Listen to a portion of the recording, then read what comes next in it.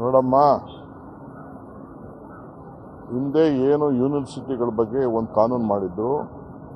ಬರೀ ಒಂದು ಯೂನಿವರ್ಸಿಟಿಗೆ 2 ಕೋಟಿ ರೂಪಾಯಿ ಇಟ್ಟಿದ್ರು. ಜಮೀನಿಲ್ಲ, ಹೋಗೋರಿಲ್ಲ.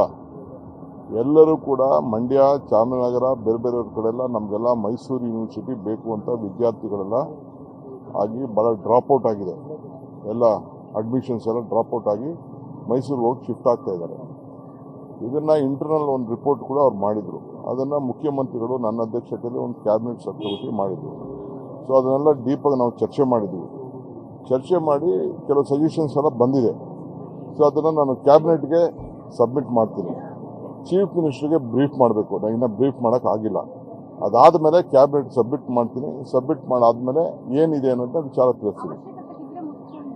ಅದೆಲ್ಲ ಆಗಲ್ಲ. ನಿಮ್ಮ ಮಾತಿಗೆಲ್ಲ ನಾನು ಕುಣಿಯೋಕ್ಕಾಗಲ್ಲ. ನಿಮ್ಮ ಮಾತಿಗೆಲ್ಲ ಬಾಯಿಂದ ಈಚೆ ಪದಗಳು ಬರೋಕ್ಕಾಗಲ್ಲ. ಬೇರೆಯವ್ರ ಥರ ಎಲ್ಲ ನನ್ನ ನೀವು ಟ್ಯಾಕಲ್ ಮಾಡೋಕ್ಕೆ ಹೋಗ್ಬೇಡಿ. In the interest of the state, in the interest of the university, in the interest of the students, what best is there, we don't have any personal agenda. ನಮಗೆ ಮಕ್ಕಳು ಭವಿಷ್ಯ ಮುಖ್ಯ. ಅರ್ಥ ಆಯ್ತಾ?